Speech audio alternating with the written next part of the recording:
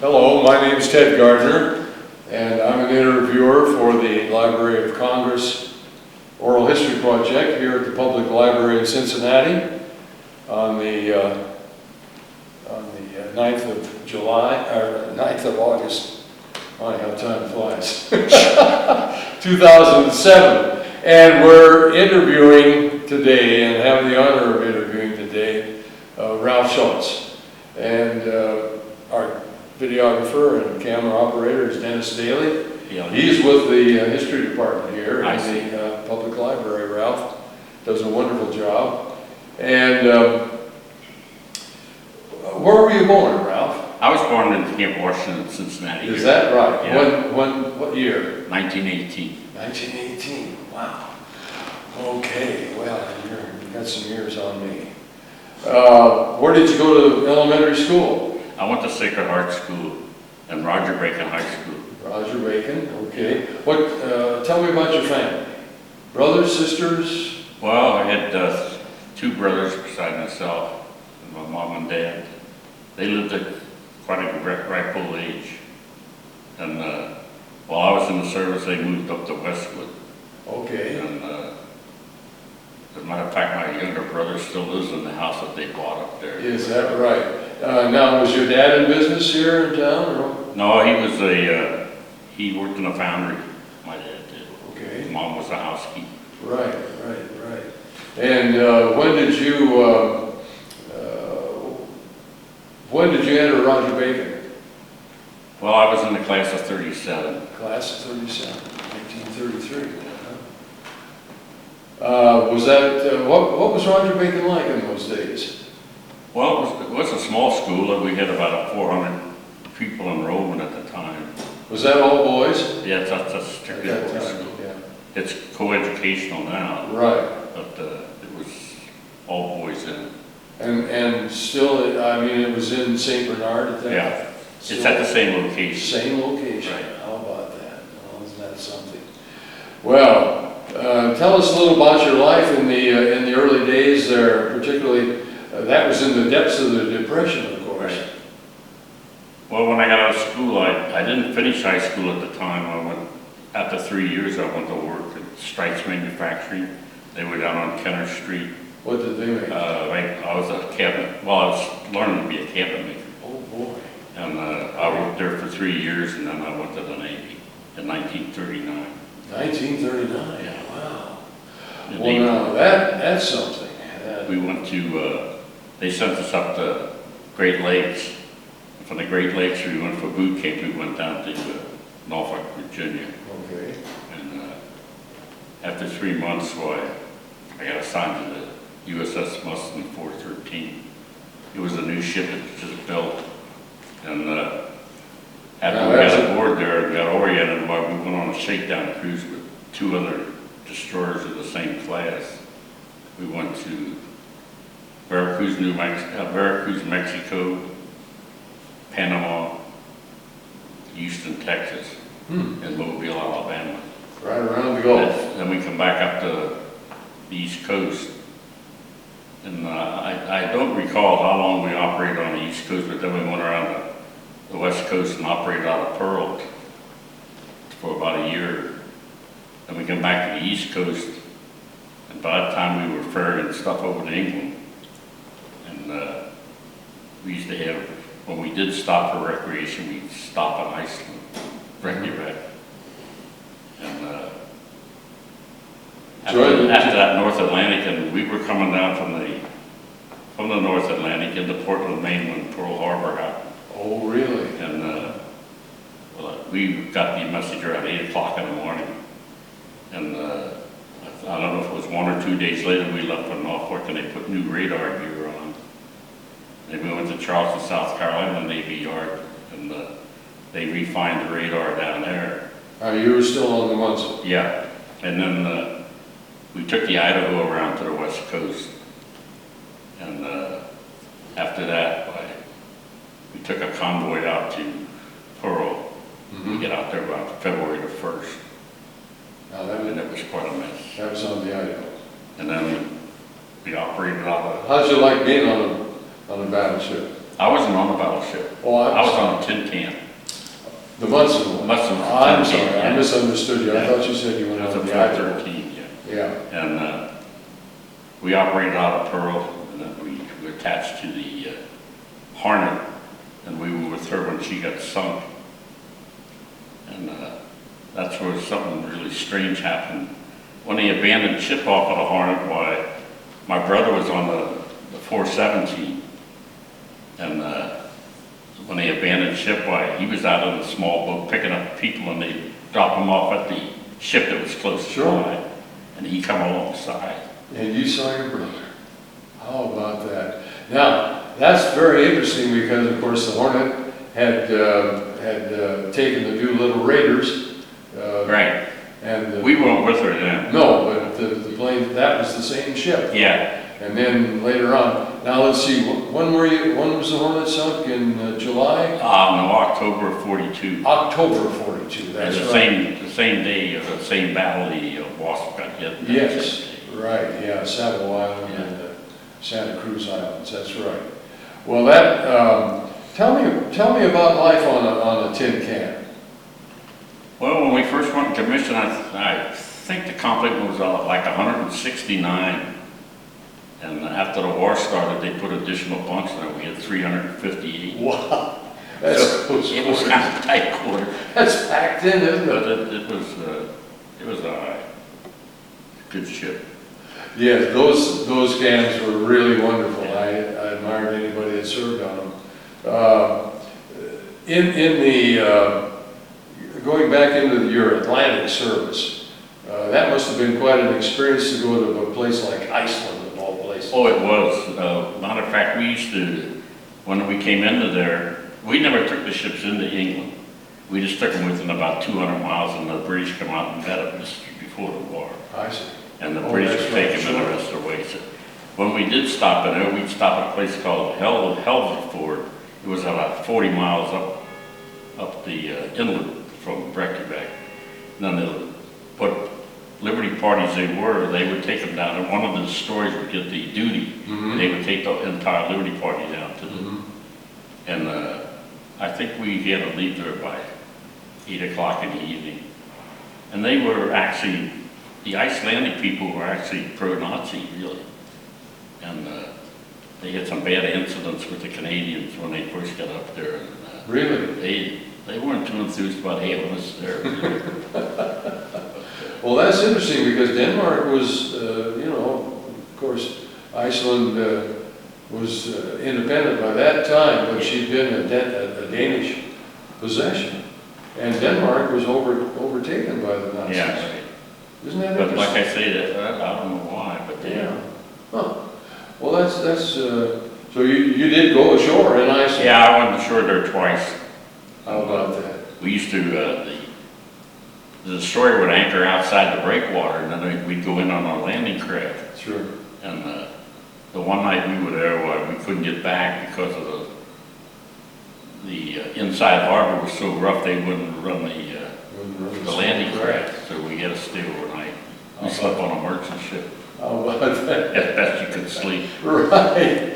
Well, and speaking of that, with over 300 men on the Munson, Well, you guys must have been packed in like sardines. well, some places they put 5, we had 3 bunks high, and some places they put 5, and some places they just put 4. Wow. And then some of the guys that were assigned to different shops where they slept right in the shop itself, so How about that? it worked out. Yeah. How did you deal with life at sea, particularly in the rough seas in a small ship? I didn't have too much problems myself. Got your sea legs early. Yeah, very early.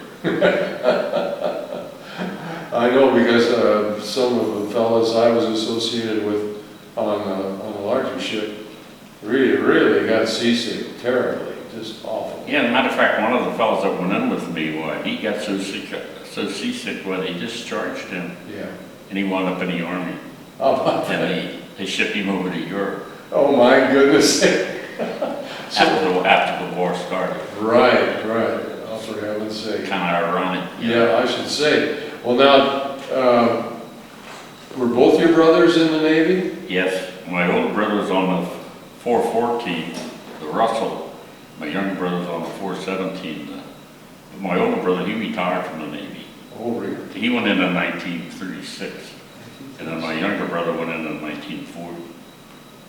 Well, you guys were really, when the war came, when we got involved, you guys were veterans already, Right. I should say. And, well, when the time came when my enlistment was up, I did ship over for 2 years, but then after that, well, I stayed DOW. And, What was your rate? I was first class fire controlman. First class fire control. Yeah. My goodness, well and so you had charge of, what, 40 millimeter or 20 millimeter? Well, we had the 5-inch battery, and we had the plotting room and the rangefinder. Right. Equipment that did the farm. Yeah. A lot of people, when they say fire control, they think you. Well, I know. I think you were fighting fire. had the same problem. I was a fire controlman earlier. Oh, were you really? Earlier in World War II, yeah. Did you have one of those rangefinders? Yeah, we had both of them, Stewart old Scott standard rangefinder and the coincidence. Sure, Yeah. sure. Of course, after the radar come in, well, they didn't use it too No, much. that's right. We used it for spotting maybe, but, Right. but when the first radars come in, well, they were pretty inaccurate. You always get a side blip on them. Mhm. It was kind of hard to define if you really hit a target or if it was what they call a ghost. Yeah, a ghost or a whale or something. Well, that's fascinating, and I know that your family and your friends who will see this DVD are going to appreciate very much hearing your story. And the fact that you went in, 2 years before the war, before we became involved in the war, that made you a real solid character. And you were in and out of Pearl Harbor a number of times? Oh, yeah. And when we left the Pacific, left the South Atlantic, South Pacific, we went up to Alaska. Oh, you did? And it was like 7 days, I think. We left the South Pacific, stopped at Pearl when they put new gun barrels in the 5-inch. Mm-hmm. And then we went up to the Aleutians. Oh, And that was in September. what would that be, 43? 42? Yeah, September 43. 43. And then when we left up there, well, we come back, that was when they had that bombing of the 2, and the Japanese had all left. They didn't realize that they had evacuated the island. I know. And, Yeah, that was kind of a weird operation. oh, it was. Well, to begin with, we only had 4 hours that wasn't daylight, because the sun come up at 4 o'clock in the morning and set at midnight. Good And heavens. we'd go to general quarters an hour before and after sunset, so you was pretty much on watch most of the time. My And goodness. when it was daylight, a lot of times it would fog in. And, Right. matter of fact, one time a submarine passed right next to us. Neither one realized they would. Wow. So then we come down to Mare Island, and I left the ship in December of 43. Mhm. I went to school in Washington, D.C. What school was that? at Advanced Fire Control. Advanced School. Fire Control. And then when I left there, I was assigned to the 5th Naval District in Panama, to repair base down there. Oh, you're based in the That's canal. why I got, when the war ended, why I got out down I see. there. And I What was it like being in the tropics like that on land? Oh, we had it really nice because we had subs and quarters. We lived in there was 10 of us, I think, 10 or 11. And we had our own barracks. And we got subs and quarters. We cooked our own meals and stuff Mhm. like that. Mm-hmm. What was Liberty like in a place like that? We didn't do too much over here in Panama. I didn't. At least. You were right there in the canal zone. We had the use of a truck. We'd go swimming. There was a place we could go swimming in a small river down there. Mm-hmm. But, other than that, Any wild animals or anything like that? Crocodiles or alligators? iguanas, a lot of A lot iguanas. of iguanas. They used to sit on that fence. And down when I was down there from March until September when I got out. And it rained every day at noontime. You could almost set your clock by the rain. Is that right? Yeah. It rained for about a half hour. How about that? But down there, sometimes we'd ride across the isthmus and pick up the ship on the far side and work on it while it was coming through the canal, because it usually took about 8 hours to get through there. Mm-hmm. So we'd work on the ship, and then that way they didn't have to, there wasn't any delay them getting out. Delay up, Pacific. yeah. Well, that was pretty interesting. So you must have been on different kinds of ships, were you? I was just on the Mustin during the war. Okay. But when I went back to Korea, they assigned me to the Dixie, which was a repair ship. Oh. And I picked it up out of Japan. Oh, boy. I didn't join the reserves when I first got out, but a friend of mine, they were building that armory down on Gilbert Avenue, Mm-hmm. and he was on recruiting duty, and he said they'd like to have me for a station keeper to teach a class in fire control there. And this commander said, yeah, he would take care of me, you know. So I joined the reserves in November of '46. Mm-hmm. And by the time the station got ready to go into operation, well, that commander that I knew, he got transferred. Mm-hmm. So the new guy, he had the people that he wanted, so I didn't get the job. Oh, shoot. So it wound up that they called me back September of '50. And I went up to the Great Lakes, and they took him. I was up there about a week, and then they sent me out to the West Coast, and I went out to Japan on the Walker, and that was a ship that we had the first Marine replacements on there. Mm-hmm. And you talk about people being sick. Oh, boy. Oh, that was terrible. Oh, that was... But they bunks, that was a cargo ship at one time, and they just had bunks 10 high.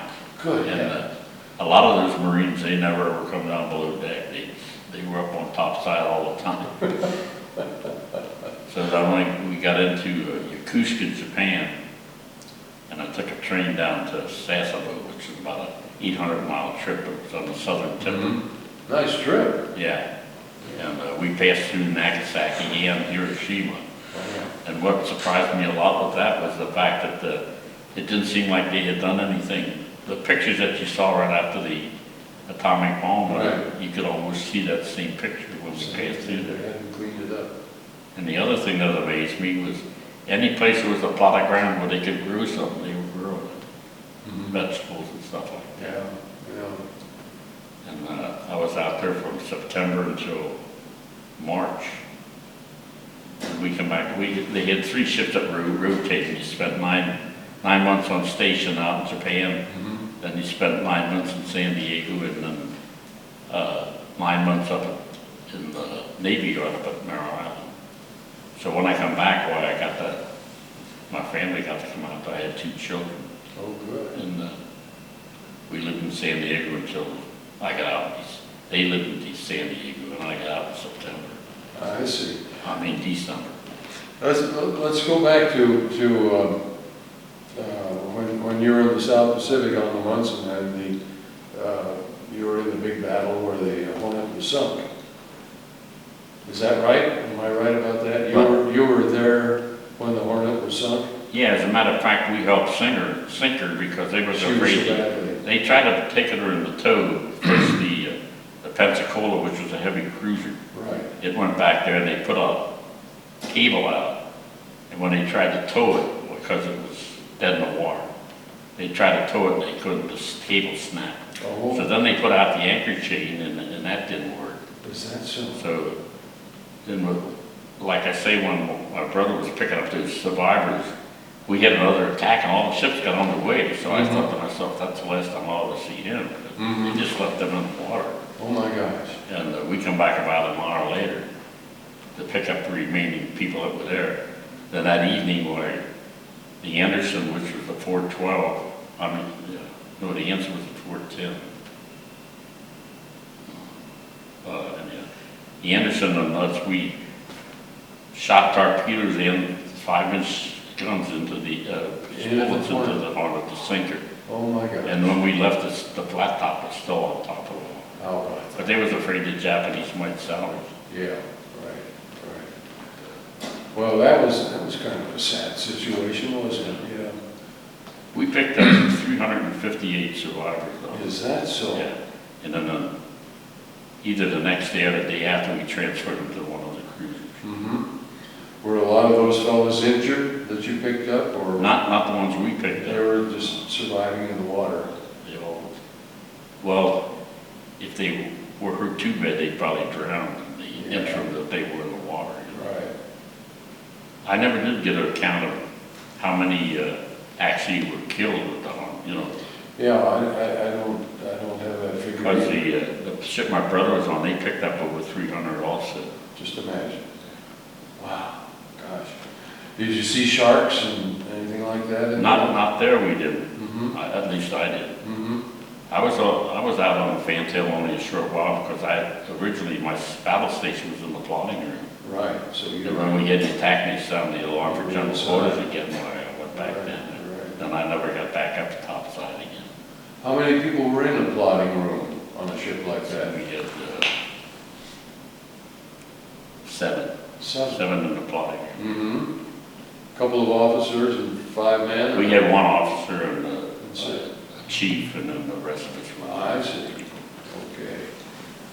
Well, that, you know, that was very, very technical thing that you did, and your training was very technical. Oh, yeah, I really benefited from it, especially the advanced class. Of course, Yeah. they were all computers, but they were all manual computers at the Sure. time. You had to do math and all that Yeah. sort of thing. Sure. Did you ever do any celestial navigation? No, no, I never got around to that, Yeah.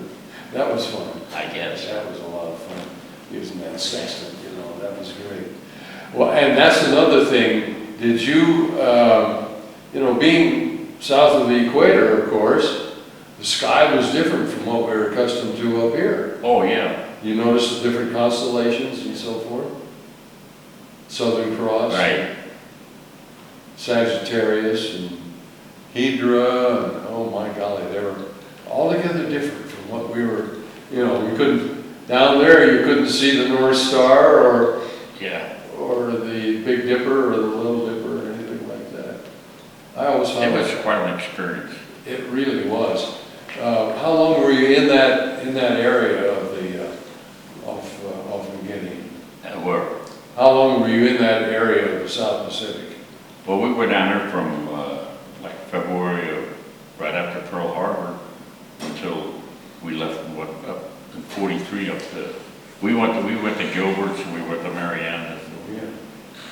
Yeah. We took a trip by ourselves one time. They sent us down to Christmas Island to take supplies down there. Mm-hmm. But you got a lot of detached duty from the squadron. Sure, sure. Now, you mentioned the Gilberts. Were you at Tarawa? No, that happened after I left the ship. That was November of 43, yeah. And we were lucky. We never got hit. Matter of fact, the ship wound up down at the Bikini. Oh, it did? Had a bomb test. Yeah. Oh, they blew her up. They brought it back. Of course, they wanted to do a lot of Testing. experimental testing and Testing, stuff to see right. how it affected the ship. Sure. It eventually wound up in the scrapyard, I guess. Right, right. Yeah, that, you know, that was always so sad. I know I was on 2 different ships, and but my last ship was a baby flat top, and it wasn't long after the war that she was all cut. Oh, You yeah. know, they didn't. Well, that baby flat top, that was an unbelievable duty. We were we weren't with it, but we saw the Liscombe Bay blow up. Oh, you did? Oh, yeah, Oh, yeah. it was just over the horizon. They Yeah. let us know that it blew Well, up. she was Because she was a baby flat top. Yeah, And she they were in was- the process of fueling the planes when it Right. hit. Right. Well, our ship, the Cullinan Bay, was a sister ship of the Liscombe Bay. Was it? Liscombe Bay, yeah. Yeah, we were supporting the landings at Tarawa in November of 43, and then on into the Philippines. But getting back to it's just fascinating for me, because I went right in after Pearl Harbor, I've been in college and, you know, and so forth, but there you were, almost 2 years ahead of Pearl Harbor. And you had that peacetime, although that didn't last very long, did it? Well, I really enjoyed it because I got to see Pearl. We were out of Pearl. We had numerous liberties out there in Pearl. Join the Navy and see the Yeah, world. right. Join the Navy and see the world. Right. But you never got into Great Britain? No. Or England? I never got on continental Europe. I'll be nice. Iceland was the closest I got. Yeah. We did go to Australia for a week one time. We did. While we were in the South Got Pacific. the shore there. But we used to go down to Noumea and New also Caledonia. Espirito Santo. We Yeah. used to go down there to fuel Sure, and resupply. sure. Oh, those islands and those names, they really bring back memories, don't they? Yeah, they were. I saw something on Channel 48 the other night about New Caledonia, you know. And they talked about Espirito Santo. Sure, sure. Did you ever see any of the Marine fighter pilots? Any of that gang? We picked up two that we used to be like guard on the rear of the carrier. Mm-hmm. We picked up two pilots that crashed. Oh, you did? Yeah. That's the only, matter of fact, I still got one of them. He gave me his headgear, Oh, you his did? type cap, to take Helmet, with yeah. the earphones. How about that? Yeah. We're out here at our Tri-State Warbird Museum out at Claremont County Airport. We're restoring an F-4U Corsair out there. Uh-huh. And are you aware of that place? No. Oh my goodness, well, I'll have to get you some literature about that. I think you'd find that very, very interesting. But again, the life on a tin can and the life of a sailor on a tin can, what was the child like? Well, normally it was pretty good, but sometimes during the war where we were pretty scant, one time all we had was, we called it sheep meat, you know, from Australia. Sheep meat and beans. Right. But as a whole, it was pretty good. Had good cooks and, you know, I'm just trying to imagine life aboard a small vessel like that in heavy seas and trying to eat and maintain your balance and everything. That took Oh, yeah, quite a bit. that was always a problem. Took a lot of concentration, didn't it? Fight that tray to keep it from flying off the table. Hold that baby. Yeah. Oh my goodness, I should say. Well, that's just it's just fascinating. Now, and then of course, being up in the Aleutians of all places in the world, that is a terrible location. I wouldn't envy any of the had to be stationed up there. We used to go into ADAC, but I never went ashore there. Never went ashore. We never had any liberty up there. And that was ironic, wasn't it? By the time we got there, the Japs had already evacuated. Yeah, right. Like I said, at 2, they surmised that they evacuated them on submarines. Because they shelled the beach and they had a couple, I can't remember what battleship was up there. But they shelled the beach, and when they finally made the landing, well, there was nothing there. Nobody there. Now, this experience of you told us about being near a submarine and not really realizing what was going on. Yeah, when the fog just opened up like that, you know, and then the sub going the opposite direction. For heaven's sake. Now They were surprised as we were, I guess. I should say so. You think that was a friendly sub? We never did really know. Never knew whether it was friendly or enemy. My goodness. That is spooky, absolutely spooky. Now, how long were you on duty up there? We worked there from September until December. Couple months. When we come back down, well, that's when I got off the ship. That's when you got December off. 50. Yeah, all right. Now, tell us a little bit more about Korea. About what? Korea. That was a terrible thing, too. Well, like I say, we were in, that Dixie was a tender that took care of repairs on tin cans. Mm-hmm. And we were anchored there in the bay, and we had liberty every third day while we were there. Where would you go for In liberty? Sasebo, we went ashore in Oh, Sasebo. that's where you went ashore in Sasebo. And that's one thing that always impressed me with the Japanese. They were very sedate people. They were really beat, and they treated us. I thought they treated us real good. Mm-hmm. And They were probably glad it was over, weren't oh, they? I'm sure they were, Yeah. because that would have been a massacre. Oh, wouldn't it? Yeah, and that's something, you know, of course, we just passed the 62nd anniversary Yeah. of the dropping of the bombs. And as you know, and I know, and you appreciate as I do, there are people out there today, you know, that are protesting, you know, because we dropped the bombs. Well, that's like I said about the way things are today. You have to fight by a certain set of rules, and the other guy don't have to fight for those rules. How can you win? I know, it's terrible. It's an impossible situation. I know, fighting with your hands tied behind your back. But the fact that the dropping of the bombs was necessary and I think it was. saved millions of lives on both sides. Oh, yeah. Right. Japanese too, they would have been slaughtered over there if we'd gone ashore. Well, I know that, you know, and we all recognized President Truman's great dilemma there and the decision he had to make. Did you ever get ashore around Washington, D.C.? Oh, yeah, we went down there on a couple of reunions in Washington. We went to one of the places we did go was the Naval Memorial down. I mean, the Naval place they got down there. Some of the guys recorded their messages down there. Oh, yes. Well, the Navy Memorial downtown there. Yeah, with the sailor with the peacock. Yes.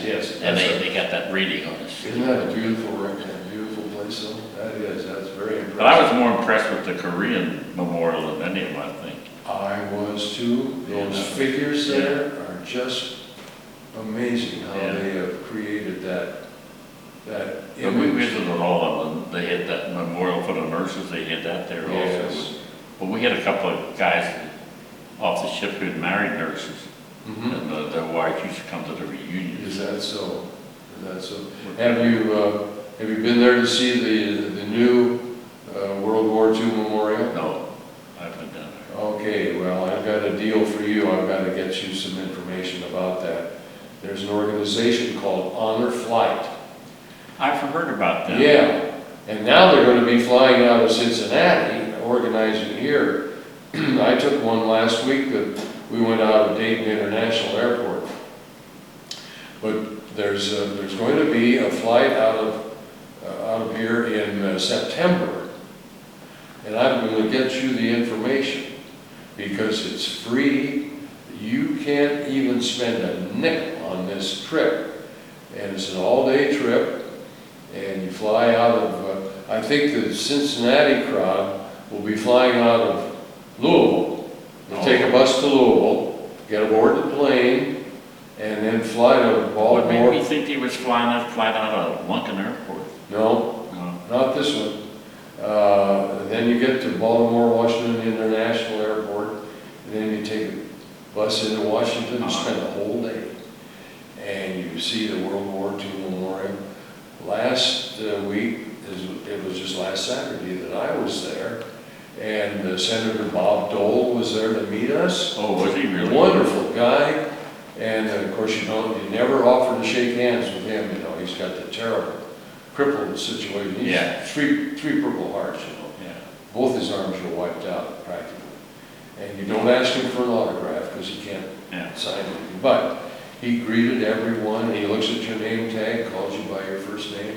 Is that right? Oh, what a guy. Wonderful experience. So I'm going to get you the information, and you follow up on that. All you have to do is make a phone call. Yeah. And then they'll take care of it. And you get aboard that bus and the plane and everything. You'll love it. Let's talk about some of your shipmates. Fellas from all over the country? Well, most of the guys off the ship I think 5 guys that I went through boot camp with, we was in platoon 19. And then we had like 6 guys from 20. But we were kind of at a disadvantage because we were the only ones from the north, and everybody else was from Virginia, North Carolina. So we was fighting the Civil War all the time. That never dies. My brother always had the perfect answer for that. He'd always say to me, well, who won? Yeah. That would get him more angry than that. Oh, I know, that was, that's right. But, yeah, there was like 4 or 5 guys from Cincinnati that was on the ship. And I remained in touch with them after the war.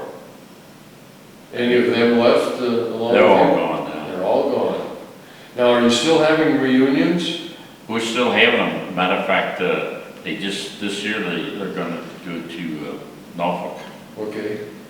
They said they would have them, we started in 1978. Mm-hmm. And the first 3 reunions, we had them every second year. Then after 86, when we started having them every year. And the wife and I went to 20 of them. Good for you. But I haven't been since 2003, I guess. We had one in Pensacola. Mm-hmm. That's the last one I went to. I see. Matter of fact, one of the fellows that did go, he lives out in Arkansas, and they had the reunion in Little Rock this year. And he went, and he said there was only 2 guys off the ship that were there. Yeah. So it's mostly people that relation, Sure. like kids and grandkids or Second wives, right, you know. It's right. not, Yeah, that's the way it is with Yeah. my last ship too. because they talk seriously about disbanding it, you know. Mhm. But like I say, they come up with the idea that as long as somebody would host it, Sure. well, they would have it. Well, you know, it might be, and I'm sure they've talked about this, it might be an idea to coordinate and. Oh, well, we did. We invited the guys that we picked up off of the Hornet. Oh, you did? They call our reunion the Mustin Hornet Reunion. Oh, gosh. And then they named a new ship, a missile ship they just built. DD-89, I think. Mm-hmm. They call it the Mustin. And Oh, they've invited those people to, that's right. because it was just, they built it in 04, I guess, down in Pascagoula. And we were all invited down to when they launched it. Did you go down? No, I didn't get to go there. Yeah. So I lost my wife Oh, in 2000. oh, I'm sorry. And like I said, I've been to 1 reunion since. Sure. So. How long were you married, Ralph? Well, I was married twice. My first wife died after 17 years, and then I was married 31 years to my second wife. How about that? How many children do you have? We have, I had 5, and my second wife had 3. So, That was a nice size family. yeah. Matter of fact, it's been growing pretty. I had a wedding, and one of the grandchildren got married in July, and one got married last Saturday. They got another one going to get married in November. So that'll be half of the grandchildren, the great-grandchildren. All here in Cincinnati? No, my one son lives in South Carolina, but the rest of them are here, except they live across the, 2 of them live across the river. Northern Kentucky. Yeah. Well, you know, your situation, and serving in 2 wars, boy, that was really something to be called back from Korea. I was lucky I escaped Korea, but the situation in the Korean was sort of a weird, you know, we hadn't really declared war. Right. We were under the United Nations. Well, that's another deal. You fight up to the border, then you couldn't go any further. You know, Yeah. they run across the border and they're safe. Wow, I know. It was ridiculous. We went up to Busan one time. They had an epidemic up there, and we took medical supplies and Oh, yeah. furnished some doctors up there, but we never got off the ship up there. Mm-hmm. Then twice we went up there. They used to go up there and spend like the end of January and the 1st of February, then you'd be in a war zone, so didn't have to pay income taxes 2 months. Wow. They did that for us. But that was another thing. I got back from Korea, and I got a bill from my first wife. She filed the income tax while I was gone, and they supposedly helped her out down there at IRS. when I get back, I get a bill for $68, said that they had taken out being in the war zone too many months or something like that. Over here. And if I didn't pay, they were gonna put a guarantee, put a lien on the house. Over here. For 68 bucks. 68 bucks. Can you imagine that? Boy, oh boy. And then you read today that they got millions of dollars they know the people didn't pay, but they don't go out and collect it. I know it. Don't make sense. I know, it doesn't make sense at all. It really doesn't. Well, there are, you know, these times for us old timers are so different from what. It's hard to understand a lot. It is hard to understand, isn't it? Yeah, the attitude and everything. And have you ever talked to any organizations or school groups or told anybody about your story? No, we have a group that, well, one group we meet every Tuesday at McDonald's for coffee and breakfast in the morning. Now, where's that? Out in on Glenway Avenue in Western Hills. Okay. And there's another group that meets every first Friday of the month. They meet up at Perkins up on North Bend Road. Yeah. Have you been there? I used to go, but I don't go anymore. I've been going for the last year. Oh, have you? I didn't think I saw you there. No, I haven't been up there maybe 8-9 months. Yeah. Well, I'll tell you, when I quit going was when I shifted from, I don't know if he was going when I was going up the Red Rooster, Oh, the previous place? Yeah. No, It got too small there. yeah, I've only been to the Perkins. Perkins. But I've been there, it's been about a year now. Well, Yeah, we got about 30, 35 guys. Oh, yeah, I know it's grown, but we had 24, it was comfortable because he had that one room with the red squirrel. Right. And they had a hell of a waitress out there, she was really good. And then they got so many guys that they just couldn't accommodate them anymore, so that's when he sits at the Perkins. Well, I know that we call it the Hornet Group, of course, as you know. And there are a number of fellows who are younger, who come just to be there, you know, Yeah. and to sit in with the fellas. And of course, I guess the oldest one in our bunch is a fellow by the name of Russ Whitty, who was an Air Force. Well, he's the one that still wears his flight jacket, sometimes up there. He might. No, I'll tell you, Russ Whitty doesn't come because he plays golf every Friday morning. Oh. But there is a fellow there, Jack Keller.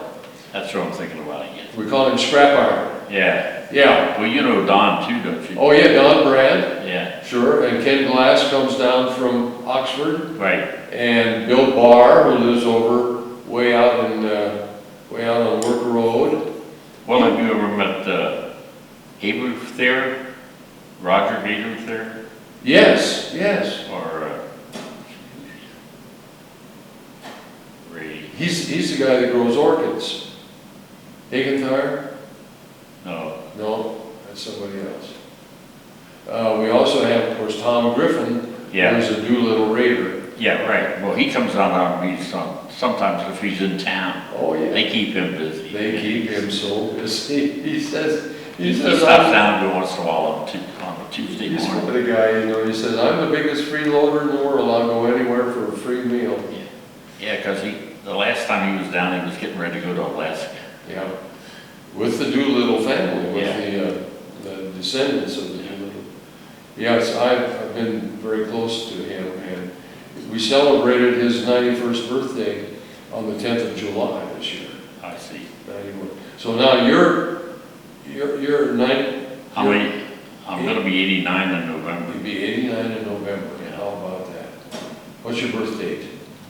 26th. 26th of November. I think I was born on Thanksgiving. Okay.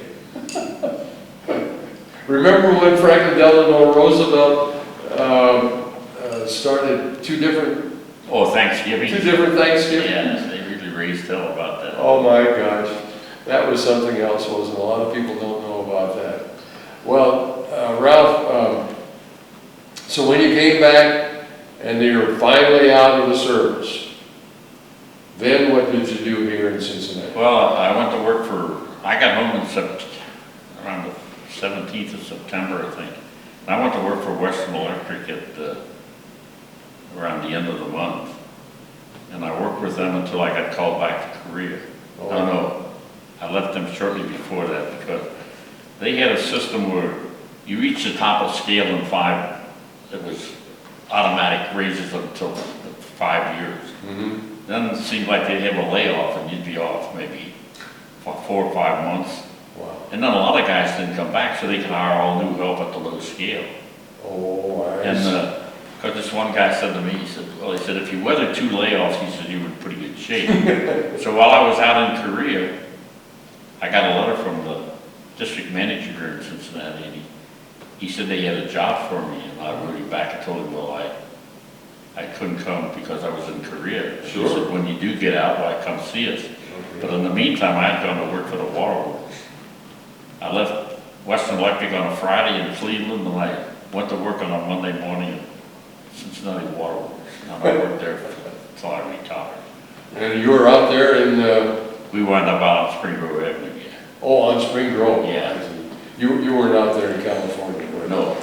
No, that's a supply division. I was in the other division. What did you do with the waterworks? Well, I wound up being supervisor in the inspection.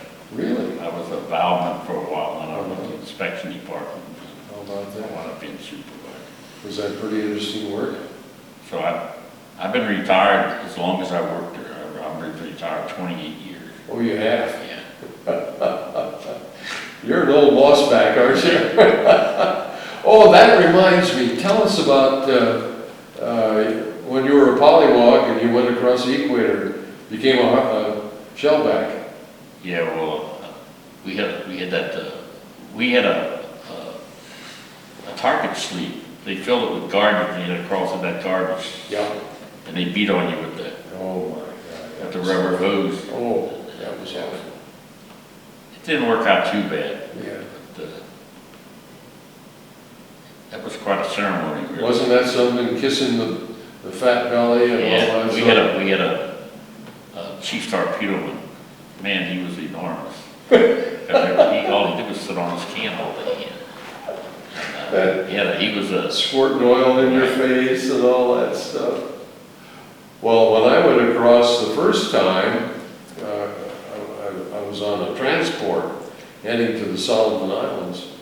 And then the second time I went across, of course, by that time I was a shellback, and the skipper of our ship, the baby flat top, had never been across the equator. They give him the work. And the executive officer, and the squadron commander of the planes. Boy, oh boy, they really got the hell beat out of them, I'll tell you. And here was a 4-striper and 2 3-stripers. Oh, yeah. Just getting beat to a bloody pulp. But they took it, they were great guys, Yeah. and they took it well. But you had shipmates like I did, who had a kind of a tough streak. Oh, yeah, they held a grudge for these guys the rest of their lives. Oh, I guess. yeah. Oh, God.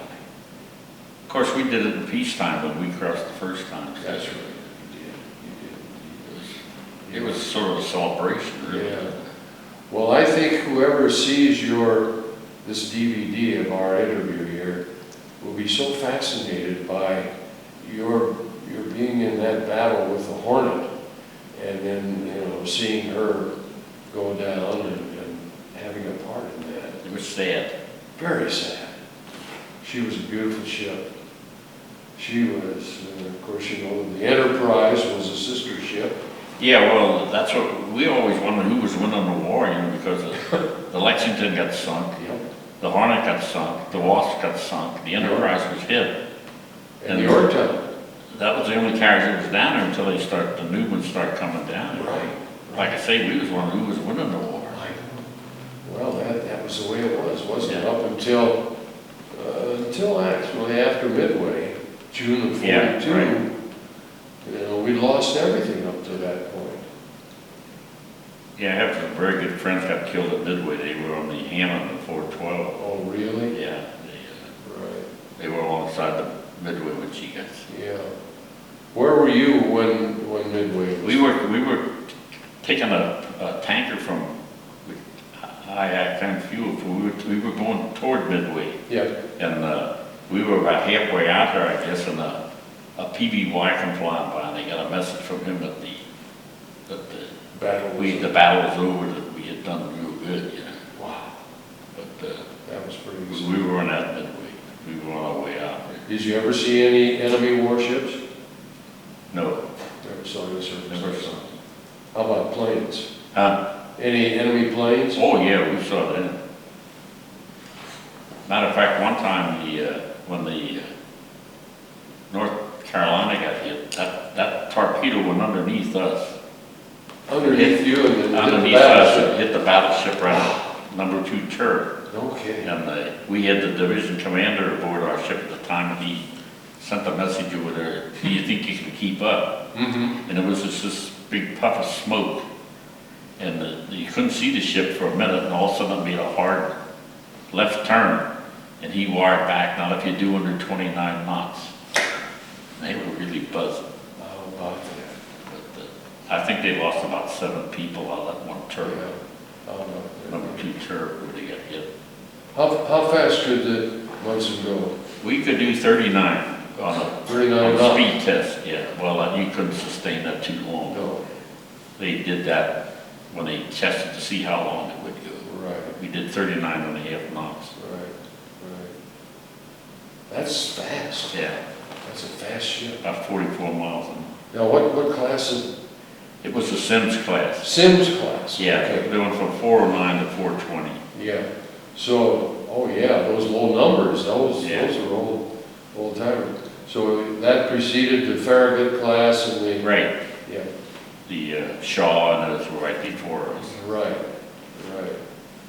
My goodness. Then they come up to 440s, Little Mo. Mm-hmm. What the hell was the name of that destroyer when they first got out there? They called her Little Mo. It was one of the first flush deck. Oh, yes. Fletcher. Fletcher. Yeah, 445. Sure. Fletcher. Sure. When you first went into Pearl Harbor, of course, you saw a lot of the damage and everything. Oh, yeah. There was nothing had been Nothing done. had been cleaned up at all. No, the Utah was up on the Oglala was on its side, and Yeah. all the other battleships were down, you know. Oklahoma was turned over. We used to, I think we anchored in the south, what they call the South Basin. Okay. Yeah, that was. Well, as a matter of fact, it seemed like stuff on Hickam Field was still burning. Is that so? Yeah. My gosh. Yeah, that was really something I'll never forget, seeing that damage there in the battleship. Well, I first got in there about May or June of '42. And it was still a mess there. Yeah. Oh, I imagine. But by that time, they had started to work on the old, the California and the West Virginia and the Pennsylvania to repair them and rebuild them. And then we saw them in the Battle of the Philippines, in October of '44. Yeah, they had them back out. Had them back out there under Admiral Oldendorf, and they crossed the T, that classic maneuver, and ripped the Japs. Well, Ralph, anything else you can think of that you'd like to tell us about some of your personal experiences, working with friends and so forth? Anything funny come? Oh, I don't know. It was kind of just blah. Anything funny come to mind? We had, I had a good experience. While we were in San Diego, I had, like I say, I had the 2 children. They were 2 and 4. Wow. And on days that I had the duty on the Sunday, we were allowed to bring our wives and children aboard the ship. And I got pictures of the 2 boys up on the forecastle of the Dixie. Then later on in life, my one son, he went to the Naval Academy, my second oldest boy. And he was on the ship that got hit out there in Vietnam. I can't think of the name of it. Mm-hmm. What class was he at the academy? You remember? 67, I think. I'll be done.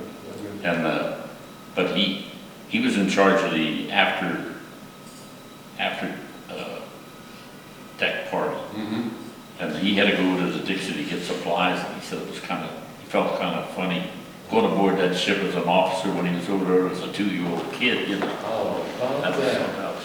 Isn't that's very unusual, Yeah. I should say. And Yeah, remembering- just the fact that it was still in commission at the time. You know. Yeah, I don't know when they took it out of commission. well, she must have been a pretty big ship, Oh, yeah, because that was a repair ship, yeah. right? Lots of equipment aboard and Oh, everything. yeah, we They could could service do anything. anything a destroyer had, you know. You could do anything aboard that ship. Okay, we're getting down to 5 minutes, but it's just such a pleasure to talk with you about this. And really, we've done a lot of interviews in here. We've done fellows who were in the Army, you know, and were in the ETO and fought in the Battle of the Bulge, Yeah. and fellows that were in the 8th Air Force out of England, you know, and fellows that, of course, operated out of the Philippines after we went ashore there, after MacArthur went ashore, Yeah. you know.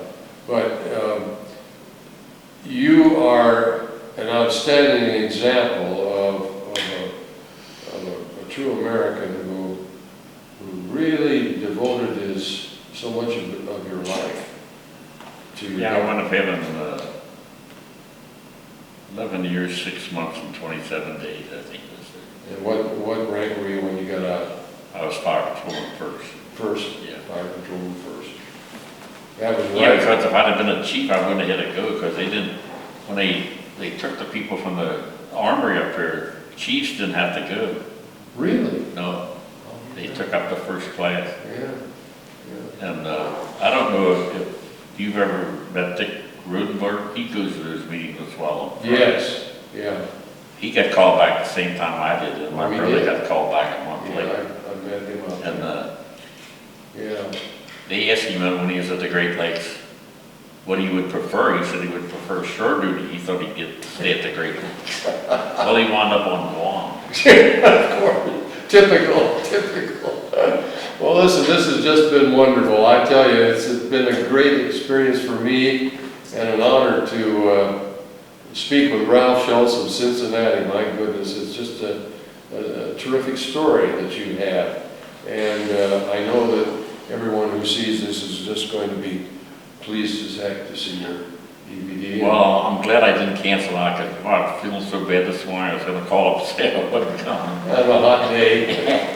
Well, thanks a lot, Ralph. God bless, and I enjoyed it. I hope we get together again. Maybe I'll see